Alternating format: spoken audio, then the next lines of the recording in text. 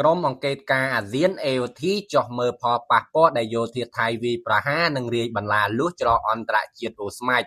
អភិបាលខេត្តបន្ទាយមានជ័យលោកមានច័ន្ទយ៉ាដានៅថ្ងៃប្រវត្តិទី8ខែមករានេះបានដឹកនាំក្រុមការងារចូលរួមជាមួយក្រុមអង្គការអាស៊ាន AOT ដើម្បីពិនិត្យផលប៉ះពាល់កម្លាំងយោធាថៃវាយប្រហារនិងរាយបន្លាលួសចូលមកលើច្រកអន្តរជាតិអូស្មាច់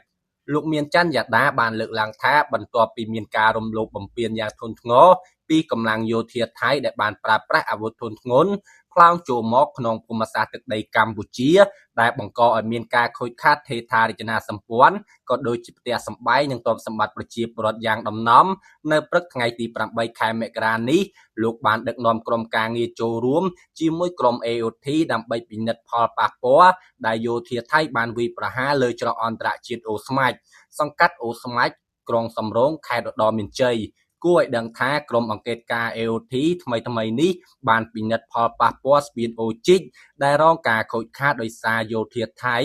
ប្រើយន្តហោះ F16 ទម្លាក់គ្រាប់បែកនៅស្រុកចុងកាល់ខេត្តឧត្តរមានជ័យព្រំប្រទល់ស្រុកស្រីស្នំខេត្តសៀមរាប